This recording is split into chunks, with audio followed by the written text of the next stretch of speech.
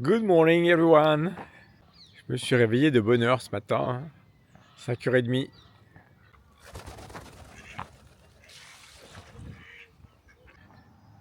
Je me fais une petite promenade le long de la Tamise. Beaucoup d'Anglais font ça le matin avec leur chien. They walk the dog.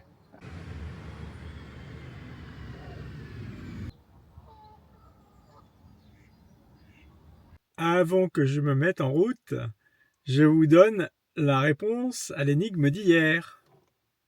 La petite fille sur la photo, c'était Elisabeth II, née en 1926, morte en 2022 et qui a été reine pendant plus de 70 ans.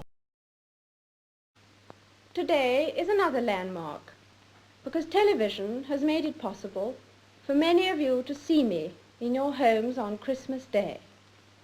Happy Christmas.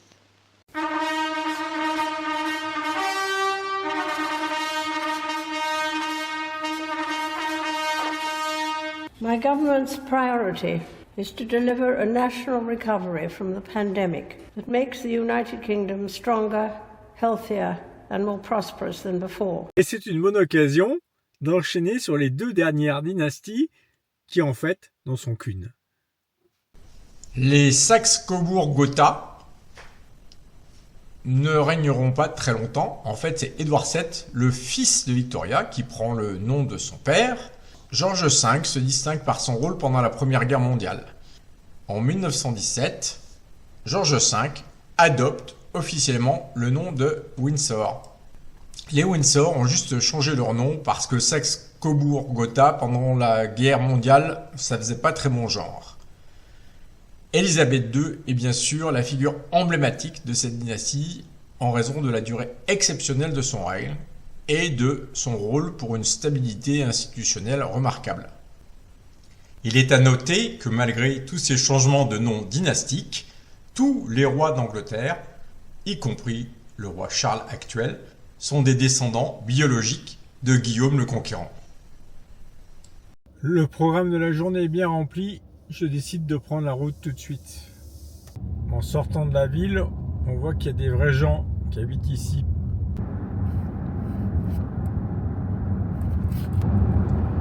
Je reprends à l'envers l'autoroute que nous avons prise hier avec Juliette.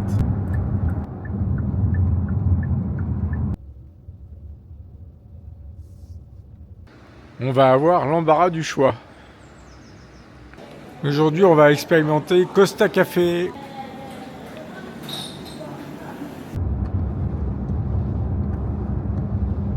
Cette semaine, je suis parti pour une large boucle à l'ouest, puis au sud de Londres. Je reprends à peu près là où nous étions arrêtés hier.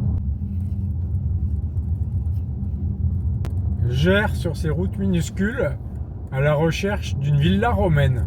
Google me dit d'entrer dans cette propriété privée. J'arrive à un superbe manoir qui est un hôtel.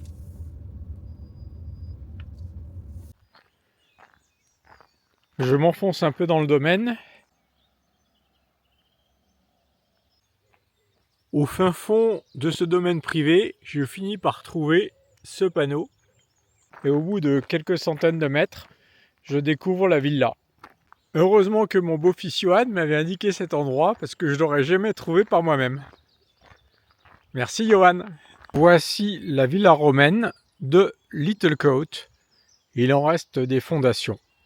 C'était au départ, lors de sa construction au 1er siècle, après Jésus-Christ, un domaine agricole. Ici, on voit les piliers de l'entrée. Le grand rectangle au milieu, c'était la pièce principale. Au milieu de tout ça, les Anglais promènent leurs chiens. Je trouve sur un panneau une image d'interprétation. Au IVe siècle, juste avant le déclin de l'Empire romain, le domaine s'est embourgeoisé. Un nouveau bâtiment y a été ajouté en forme d'église et il contient au sol une magnifique mosaïque.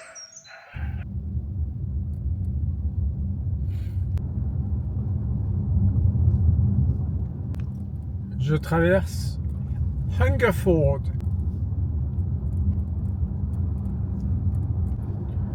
Je poursuis ma route vers l'ouest. J'arrive à Stonehenge. C'est une grosse industrie.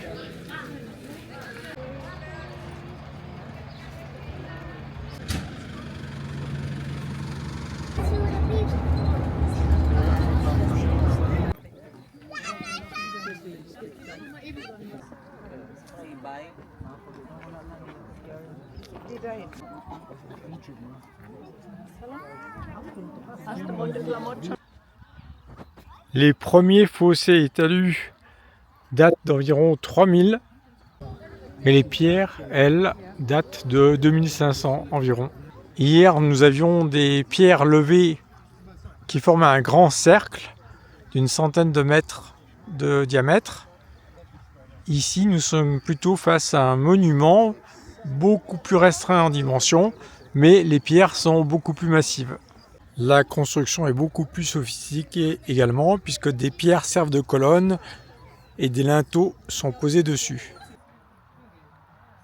Donc pour remettre un petit peu d'ordre dans la chronologie des populations, donc les premiers habitants arrivent ici vers 8000, ils viennent d'Europe. Vers 6000, l'Angleterre devient une île et va rester isolée jusqu'à l'arrivée des Celtes vers 800 avant Jésus-Christ. Ensuite, on aura les Romains vers l'an 0, puis ensuite les Saxons.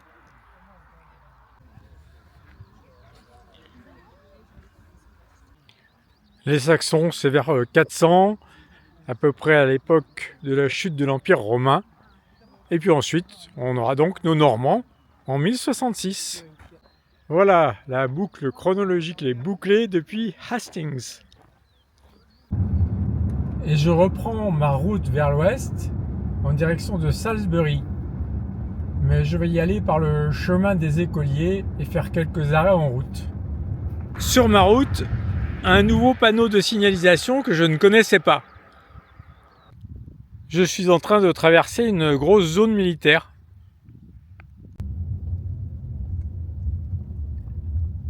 Je traverse un endroit étrange qui s'appelle Imber, qui est un village abandonné qui sert de terrain d'exercice aux militaires. Après le terrain militaire, je m'arrête pour regarder un élevage de magnifiques bovins noirs. Plutôt apeuré par ma présence. Je traverse un charmant village.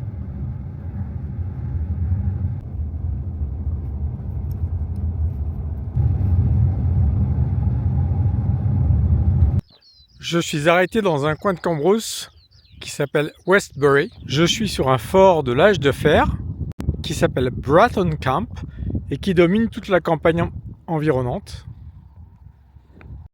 Et gravé sur le flanc de la butte, quand je dis gravé, ça veut dire que la végétation a été soigneusement arrachée. Se dessine un cheval blanc.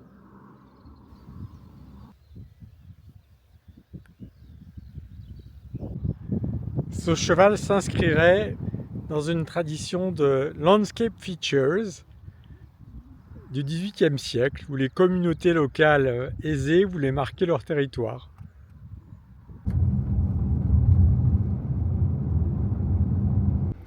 J'arrive à Old Sarum. Nous sommes ici également dans un lieu hautement chargé d'histoire. Il s'agit à l'origine d'un fort préhistorique. Il est ensuite passé successivement dans les mains des Celtes, des Romains, des Saxons, jusqu'à ce que les Normands y construisent un château. Ce que l'on voit aujourd'hui, ce sont essentiellement les murs d'enceinte du château médiéval.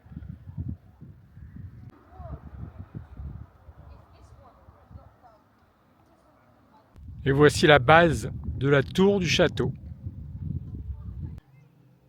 Juste à côté du fort, dans le champ en contrebas, vous voyez les restes de ce qui a été la première cathédrale de Salisbury. Salisbury, dont on aperçoit la pointe de la cathédrale là-bas au fond plein sud. Le château et la cathédrale ont été abandonnés au XVIe siècle en raison du manque d'eau. Il est 15h, j'arrive à Salisbury, comté du Wiltshire. Cette ville, le stationnement est tellement compliqué que j'ai décidé de pré-réserver une place de parking d'hôtel par une app tierce. On va voir ce que ça donne.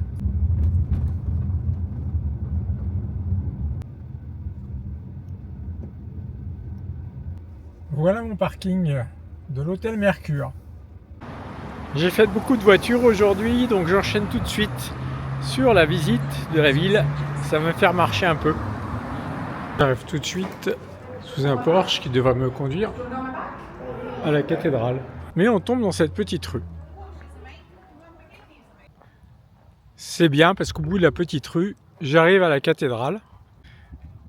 Cette cathédrale date du XIIIe siècle. Elle est très homogène, style gothique primitif. Contrairement à toutes celles qu'on a vues, ce n'est pas un ancien bâtiment restructuré, mais une construction entièrement nouvelle.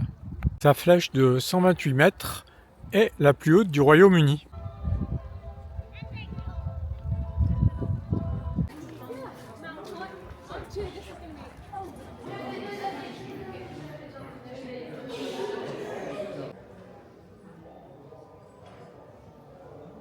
C'est l'évêque Richard Poole qui décide le transfert de la cathédrale de Old Sarum qu'on a visité vers le site actuel. La vieille horloge qui marche depuis 1386. Elle n'a pas de cadran, mais sonne les heures. Les fonds baptismaux de cette cathédrale sont très particuliers.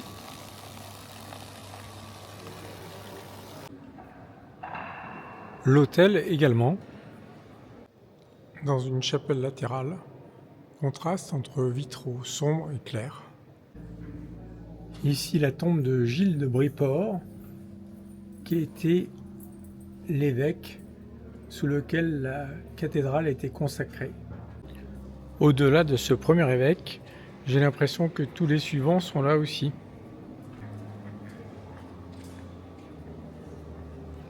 Y compris saint Osmond, qui était le fondateur de la première cathédrale, celle de Old Sarum, qu'on a vu tout à l'heure. J'entre ici dans un local annexe qui conserve la Magna Carta, dont je vous ai déjà parlé brièvement. Il existe 4 copies de cette Magna Carta, voici celle de Salisbury. La Magna Carta est un document qui limite fortement les pouvoirs du roi. Elle est signée en 1215 par le roi John, King John en anglais, ou Jean sans Terre en français, dans un contexte très chaud pour lui. La couronne est ruinée, Londres est en révolte, et ses principaux vassaux ne veulent plus payer. La charte dit que le roi doit se soumettre à la loi, que l'Église est séparée de la royauté, et que les impôts sont contrôlés et limités. Et de surcroît, 25 vassaux majeurs, les barons, peuvent décider de révoquer le roi.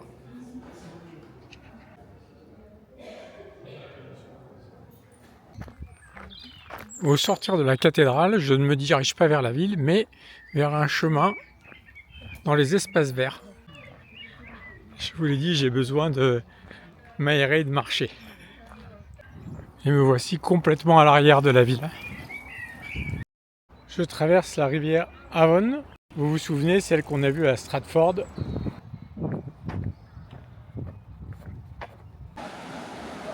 Je retrouve la rivière un peu plus loin. Il y a des gosses qui se baignent.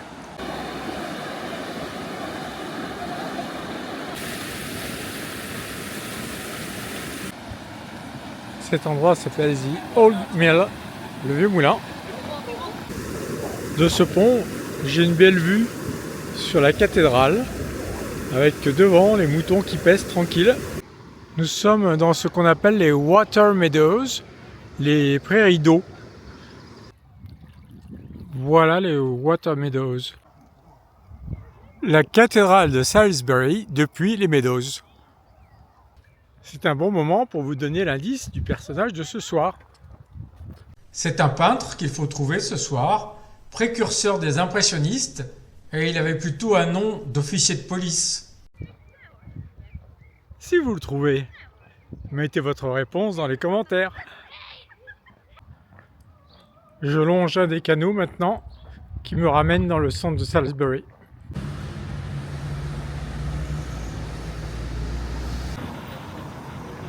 Je marche maintenant dans Fisherton Street. Très joli pub. Mais ce n'est pas encore mon heure.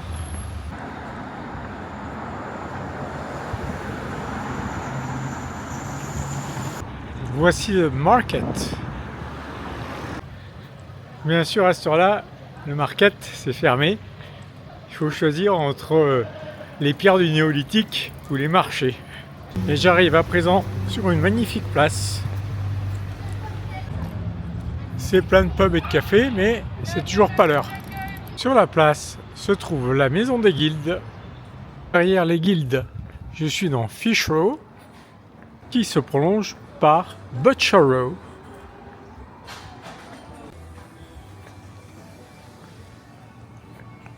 J'en ai fini avec mon tour de Salisbury. Je vais maintenant retourner à Santa Fe, monter ma vidéo et je ressortirai pour mon dîner.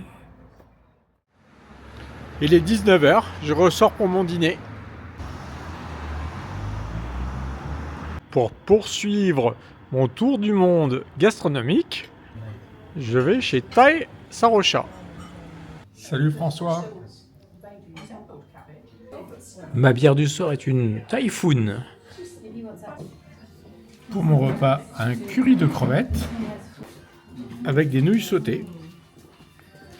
Voilà ce que le Shakespeare de la gastronomie vous a dégoté ce soir. Et voilà le dessert. Maman. C'était très bon chez ce Thaï. Qui a dit qu'on mangeait mal en Angleterre ?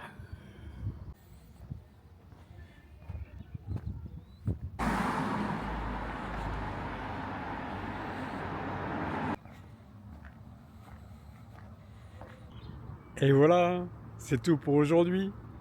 À demain. Bye bye.